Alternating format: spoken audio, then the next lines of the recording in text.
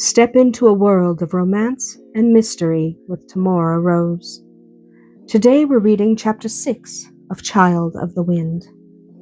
Jett listened to her lilting voice and watched her bring her spoon to her pink lips. Unlike so many other women he had known, she actually ate. While his mother and sister-in-law barely picked at their own suppers, Canace had finished off her soup, eaten several pieces of fine cheese, and was currently tackling her venison. Oh, she was delicate about it. She, in fact, reminded him of a cat. She ate plenty, but was sweet and refined about it. He heartily approved. She reached for another piece of barley bread, bringing a smile to Jett's face. The bird-like way most ladies ate irritated him so much that he usually avoided taking meals with the fairer sex. With Canace, well, he didn't mind watching her eat. He simply avoided looking at Nora or his mother, both of whom would cause him to roll his eyes in exasperation. People, even women, needed food. A soft bleat came from under the table, reminding him of the lambs under their feet. One of them was still curled up on the hem of Canace's skirt, but the other was wide awake and took that moment to lean against his leg. "What about the lambs?" he asked. "Where did they come from?" Her laugh rang out, soft yet boisterous. "They're orphans.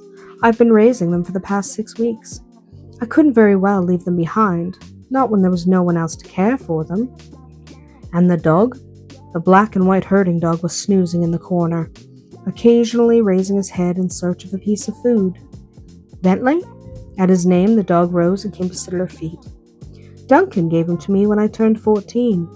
He was only a pup then." "And you couldn't leave him behind either," Jett finished. "Precisely." Her amber eyes flashed at him.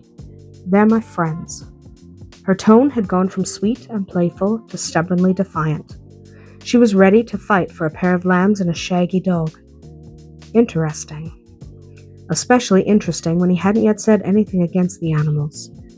She somehow sensed he didn't want them in the dining room, and that was setting her on edge. Damned female intuition. It wasn't that he didn't like animals. He just didn't like them in the manor. All animals, especially sheep and dogs, should be outside at all times. Even the cat Nora insisted stay in the manor was irritating. Animals belonged outside. All of them. But the stubborn set of Canace's chin told him that she did not agree.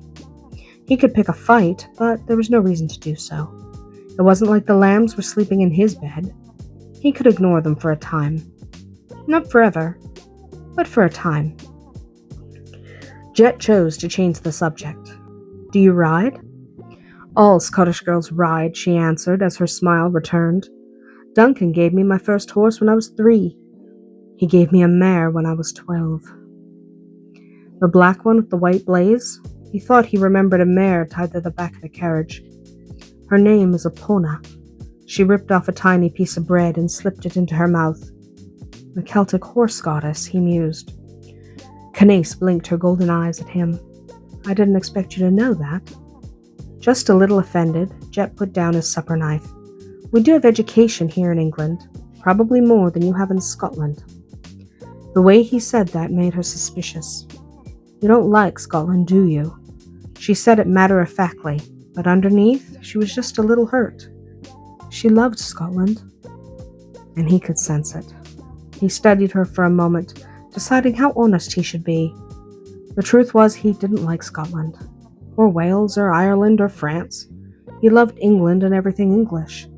Scotland was cold and damp and wild. England was warmer and tamer. And while it might not necessarily be drier, at least an English rain wasn't nearly as chilling as a Scottish rain. England also had the benefit of being more lawful, and it didn't have pockets of heathens hiding in the Highlands. Yes, England was certainly preferable to Scotland. His bride-to-be, however, had been raised in Scotland, and by a Scotsman to boot. Duncan loved Scotland, so it only made sense that he'd pass that love on to his ward. She had a Scottish pony, a Scottish dog, and 2 Scottish lambs. When she spoke, her voice had a Scottish brogue, and she struck him as being as wild as the heath she spoke of with such vitality. Though she was refined and sweet on the outside, there was something primal about her, something he didn't entirely approve of. Deciding this was a poor place to pick a fight, he only grinned. "I've never been." "Oh, you should." She tossed her auburn hair as she warmed to her subject. "Especially in the summer when the heather is in full bloom. Riding through the highlands on a bright summer day. There's nothing like it. And in the spring the land feels so alive. Even in the depths of winter there's so much to see. You definitely should go." "Maybe I will." That was a lie, and he knew it. He had no intention of visiting Scotland. When she smiled at him, genuinely smiled at him, he was glad he had uttered the lie. That smile warmed his heart, made him want to please her, and made him want to do anything for her. He'd lie if it made her happy. Making her happy made him happy. Jett immediately frowned at himself. He'd only just met the girl. There was no reason for him to concern himself with her happiness. It wasn't like he actually intended to marry her. He was still looking for a way out of the arrangement. Instead of considering the matter further, he changed the subject again. "Do you play chess, Canace?" Another bright smile met his question. "Of course. Duncan taught me years ago. I play well enough. For a woman?" He tried to keep his voice light and teasing. "For anyone," she answered in all seriousness. His mouth twitched in amusement. "Let's find out." Making his excuses to his father and mother, Jett extended a hand. With a slight grin, she stood and joined them. Together they left the table, 2 lambs and 1 shaggy dog at their heels. Alan watched his youngest lead the young lady away and grinned. Facing Mac, he said, "So tell me more about her." The burly Scot shrugged and helped himself to more venison. "She is very much as you see. Intelligent, vibrant, compassionate. She's also well educated and is usually quite sweet." "Will she agree to the marriage?" Rosemary wanted to know. The Scotsman nodded. "She knows it's a royal command. She'll do as she's told." "She's obedient, then?" This was very important to the Duke. "I wouldn't go that far." Edward, who had been silent all through supper, finally spoke. "What exactly is that supposed to mean?" "It means that, like most Scottish lasses, she has a mind of her own." Mac laughed. "Canace can be incredibly stubborn, even when she's wrong, and she listens about as well as that dog of hers. She has strong convictions, especially for one so young, and can have a real problem with authority." "She sounds unappealing." Edward had tried to come up with a more complimentary term, but words really failed him at that moment.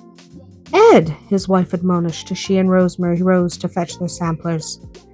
"Oh, she's lovely," Edward offered, "but obedience is necessary in a wife. One more reason for Jett to find a way out of the marriage." His father gave him a sharp look. There is no way out of the marriage.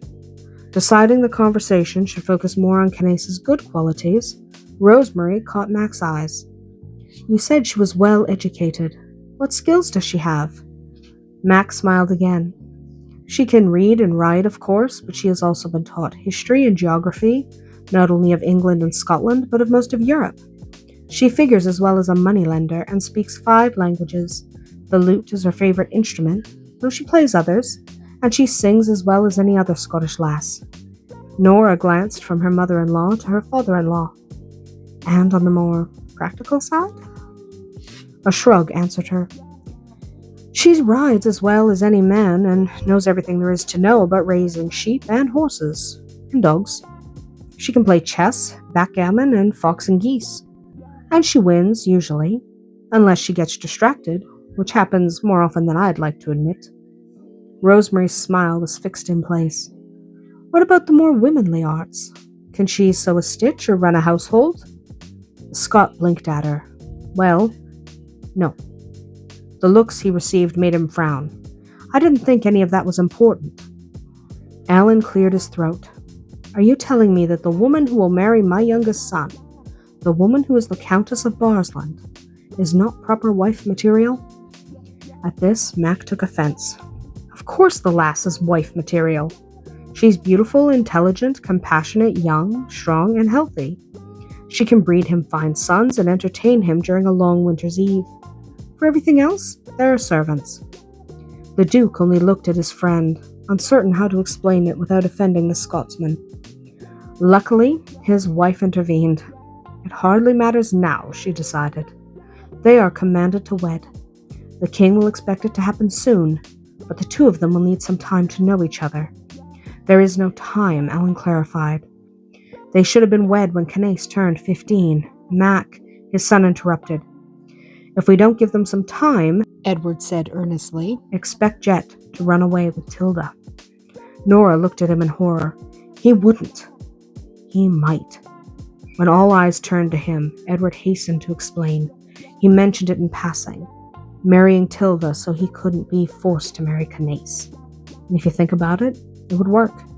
Wed Tilda, bed her, perhaps even get her pregnant, and no one will question that she was his lawful wife. King Henry would run mad. Everyone could hear the horror in Rosemary's voice. Yes, Ed agreed, but on some level, Jett does not care. He hates being forced into anything, especially into a marriage he doesn't want. So if you insist he marry Canace tomorrow, you should expect him to quite possibly disappear before the day is out. Mac held up a hand before anyone could say anything. Canace will be 16 in 3 months. Let us set the wedding for just a little later than that. Michaelmas, perhaps. The end of September should satisfy Henry and still allow Canace and Jett to know each other a little. And if Henry doesn't like it, Alan asked, blame it on me. The Scots' booming laughter echoed through the room at their startled looks. Just tell him I forgot that she was supposed to be married at 15. He'll believe that, and he'll forgive me for it. Rosemary cut in. If we're lucky, Henry never has to know. If he remembers that she was to wed months ago, he'll assume his command was obeyed. If he doesn't remember, then we can simply have them married at Michaelmas with no one the wiser. The Duke of Suffolk looked around the room and nodded. Michaelmas, then. Who tells the happy couple? He wasn't at all surprised when no one volunteered. That's it for today. If you enjoyed this chapter, stay tuned for more tales of romance. Until we meet again, may your days be filled with passion and just a touch of magic.